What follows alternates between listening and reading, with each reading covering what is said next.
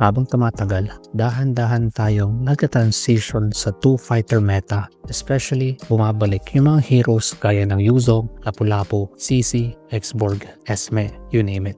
Umuusbong uli yung mga maskuladong heroes sa side lane. And ilang beses hinahin ng Malaysia yung ganun na lineup sa Philippines. Pero inukit uli ng Pilipinas paano ba durugin yung ganun na setup. Kaya panoorin mo ito hanggang sa huli para may pakita ko sa'yo yung tatlong bagay paano ni-redefine ng Pilipinas yung kanilang dominance against the rising two-fighter meta. Number 1, Monster XP. Dahil kalaban mo dalawang fighter, mas malaki yung papel na dapat gampanan ng XP laner, especially kung marksman gold yung nasa opposite lane. Bakit? Once kasi hindi nagagawa ng XP yung part niya para makuha ng kasama niya yung mga objectives, indirectly magagap yung gold laner niya. And thankfully, yung XP ng Pilipinas nasa top of the food chain. First turtle pa lang, yung pag-zone niya sa apat na heroes buys time para hindi nagugulo si Carl TZ at libre niyang makuha yung turtle. Once kasi nakuha mo yung zone na kailangan, sa'yo kasi ibibitaw majority ng ultimates. So kung nabuhay ka doon, confident na makakapasok yung mga damage dealers kasi alam nilang wala nang mga crowd control na pwede makahuli sa kanila. Kaya makikita mo, dahil nakafocus yung Malaysia kay Vinuya aka Sanford, it buys time para makapwesto ng tama yung mga damage dealers ng Team Philippines. Which dito, nakapwesto yung marksman and mage sa two opposite sides, forcing na dito mag-back yung MY. And tamang tutok ng skills, and nilinisin na nila Pabico and Soriano yung players ng Malaysia. Isa pa, since yung role na ngayon ng roamers is more on poke and zone, nasa XP laner ngayon yung bola para mag-set or mag-initiate. And once again, pinakita ng Apex Predator yung pangil niya by unleashing a 3-man penalty zone sa opposition. So kahit makuha nila yung turtle, mauubos sila, thereby ensuring nasa Pilipinas pa rin yung kalamangan. Number 2, Prime Gold Laner. Dahil marksman yung nasa gold lane, mas tataas yung expectation mo na itong role yung magsashine kasi nasa kanya yung majority ng damage. Kaya sa bawat teamfight, dapat lagi andon yung gold laner para hindi masayang yung pagharap ng XP and yung pag-zone ng room. With that responsibility, hindi binigo ni Soriano aka Oheb yung mga kasama niya by ensuring ibibitaw niya yung damage na kailangan. Very crucial yung ganyan ng game sense kasi sayang naman inipon mo para bumili ng damage items kung di mo naman ipapatama sa kalaban.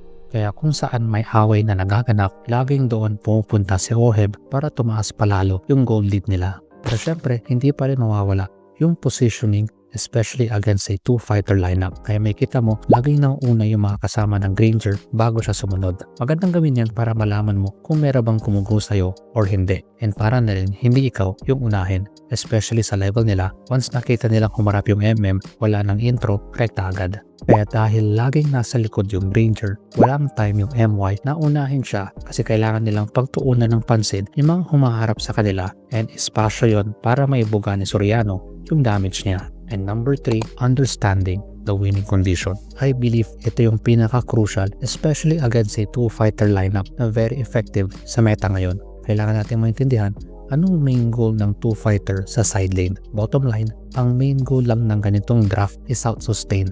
Meaning, mas malaki dapat yung sustain mo compared sa damage ng kalaban. And sa mga fighters ngayon, ito yung combination ng sustain, damage, and mobility na before pa may bitaw ng isang typical marksman yung damage niya or makuha yung items, nambugbog ka na ng isang buskong fighter. Nakaka-pressure yan. Let's say Layla ka, tapos papasukin ka ng YZ or Lapo pagpatak ng level 4. Aaray ka talaga. Kaya may kita mo sa bans ng bawat teams, especially sa last game, majority ng bans is more on mage and fighters, especially sa Malaysia. Inakaw nila yung isang top tier fighter, tapos binan yung mga nakakairitang XP na mamaw sa teamfight. Ngayon, kung gusto mo maging marksman yung gold lane mo, isa lang kailangan i-take note is that burst is everything. Kung out-sustain ang goal ng isang two fighter, dapat kahit mataas ang sustain nila, mas mataas pa rin dapat yung damage mo to the point hindi na umuubra yung sustain. Which makuha mo yan kung may farm ka. Kaya mahalaga yung number 1 and number 2 para madaling ma-achieve yung winning condition ng Gold Lane Marksman. Kaya sa Game 4, nilaro ng Team PH yung same draft, justifying na basta may items, kaya nila mag-dominate. Hindi nila yung nagawa sa Game 3 kasi nag-up si Carl